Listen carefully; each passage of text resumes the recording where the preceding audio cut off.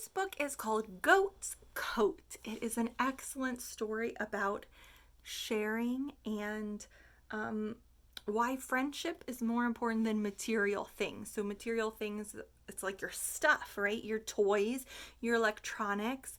You might think that that stuff matters and is super important to you, but nothing is more important than kindness, friendship, and love. Goat's Coat by Tom Percival, illustrated by Christine Pym. Now, Tom Percival, the author, also wrote Perfectly Norman, Ravi's Roar, and Ruby Finds a Worry. So if you're fans of those books, this is the same author. Goat's Coat. There's the goat checking himself out in the mirror. And when you hear the words goat and coat, what do you notice? Goat, coat. They rhyme. They both end in the oat sound, right? So goat, coat are rhyming words because they sound the same at the end. I'll give you a hint. This whole story rhymes. Let me tell you the tale of Alfonzo the goat, who was terribly proud of his lovely new coat. It had bright shiny buttons all made out of glass and a collar the color of freshly cut grass. What color is that? Green. Oh, he's so happy. You know how you feel when you get like new clothes or new shoes? You want to show everybody you love it. People turned to admire as Alfonzo walked by. What a marvelous coat, he heard someone sigh.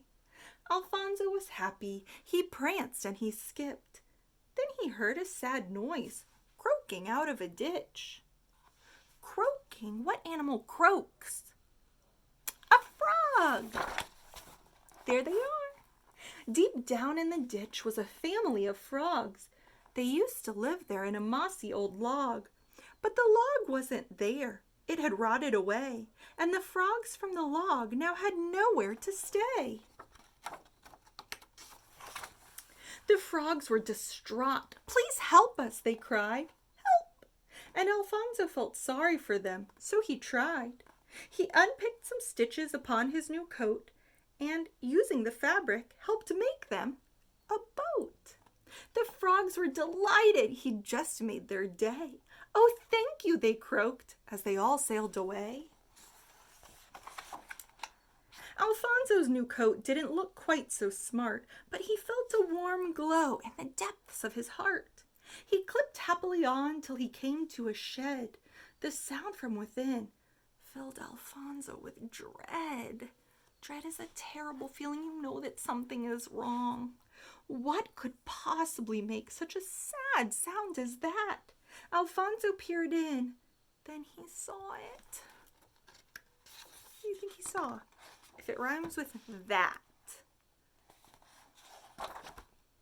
A cat. The cat was trembling and terribly pale. It was clear to see that she'd hurt her tail. What did she hurt it on? A mousetrap.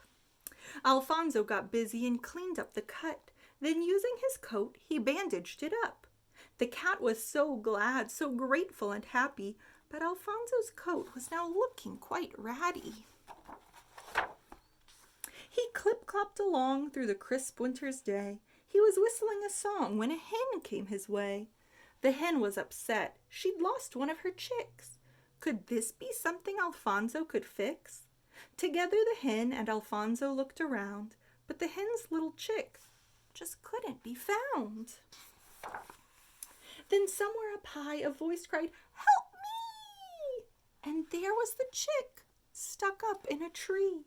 So Alfonso removed even more of his coat and tied it together to make a long rope. He gritted his teeth and climbed up like a rocket.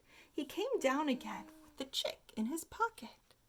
Alfonso's new coat was now looking a mess. Still, what's done is done. It was all for the best. As Alfonso walked on, there were more problems still. But he helped solve them all with his coat and his skill. So he built a shelter, made a scarf. Alfonso's new coat was now just a few threads, but he thought of the good deeds that he'd done instead. The weather grew colder, snow fell all around. Poor coatless Alfonzo trudged back toward town. The blizzard grew worse. It got colder and colder. Alfonzo took shelter behind a large boulder. Alfonzo was freezing, and night would soon fall, and so he curled up in a cold little ball. But then he heard voices ring out through the night. Someone was shining around a bright light. Who could that be? Here came the frogs and the cat and the hen. He wasn't alone. He'd been found by his friends. Seeing them all made Alfonzo feel better, and not only that, they had brought him a sweater. They had made it themselves from the things they could find, a gift to Alfonzo for being so kind. And so our dear goat had made best friends forever, and he wore his new sweater, whatever the weather.